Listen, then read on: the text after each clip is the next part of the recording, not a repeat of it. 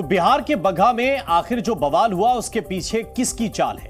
सोमवार की शाम को यहां महावीरी जुलूस के दौरान दो पक्षों में जबरदस्त झड़प हो गई। इस दौरान तोड़फोड़ के साथ अगजनी भी की गई और इस भारी बवाल के बीच कुछ पत्रकारों और पुलिस समेत आधा दर्जन लोग जख्मी हुए हैं, जिनका इलाज अनुमंडल अस्पताल में चल रहा है। घटना बगहा के रतनमाला के पास की है।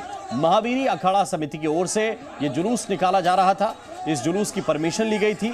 महावीरी झंडा को लेकर लोगों में काफी उत्साह था और लोग अपने अपने घर से निकलकर रोड पर झंडा लहराते हुए जुलूस के साथ धीरे धीरे आगे बढ़ रहे थे।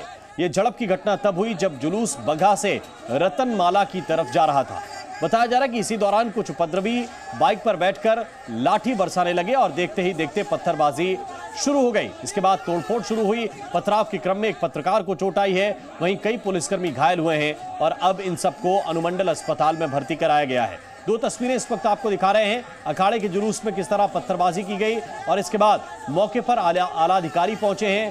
पूरे इलाके को छावनी में तब्दील किया गया है और अब ड्रोन के जरिए भी नजर रखी जा रही है कि कहीं पर छुपकर कोई साजिश न रच रहा हो। और ज्यादा जानकारी के साथ प्रशांत झा इस वक्त हमारे साथ जुड़े हुए हैं। प्रशांत, ये घटना क्यों हुई? क्या इस सिलसिले में जांच के आदेश दिए गए हैं? क्योंकि महावीरी जुलूस की हम दो तस्वीरें देख रहे हैं। एक तरफ सनातनी झंडे हैं जो जुलूस के साथ चलते ही हैं, स्वाभाविक है। दूसरी तरफ कुछ लोग तिरंगा झंडा लेकर भी चल रहे हैं, यानी कि पुलिस की मौजूदगी में परमिशन के बाद और ठीक तरह से यात्रा निकाली जा रही थी, लेकिन अचानक पत्थरबाजी क्यों हुई? देखिए राम, जब ये जुलूस निकाला गया था उससे पहले प्रशासन के तमाम लोगों को इसकी जानकारी दी गई थी कि बगहा से ये महावीरी जुलूस निकल कर रतनमाला तक जाएगा।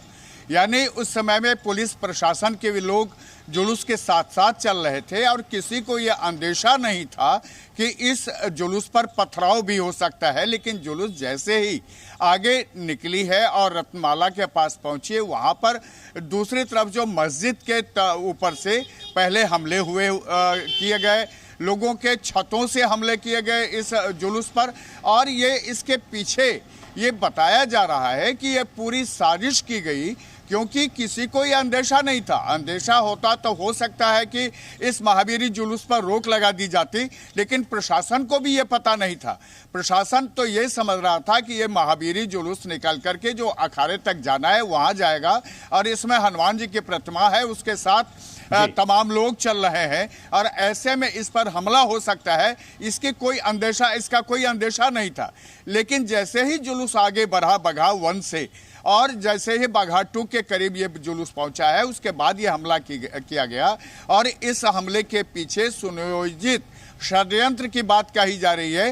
हालांकि प्रशासन ने इस पूरे मामले की तहकीकात शुरू कर दी है। बिल्कुल, यकीनन जांच में ये चीज सामने आनी चाहिए कि इस साजिश के पीछे कौन लोग हैं। बहुत बहुत शुक्रिया, बहुत बहुत धन्यवाद आपका इस पूरे अपडेट के लिए।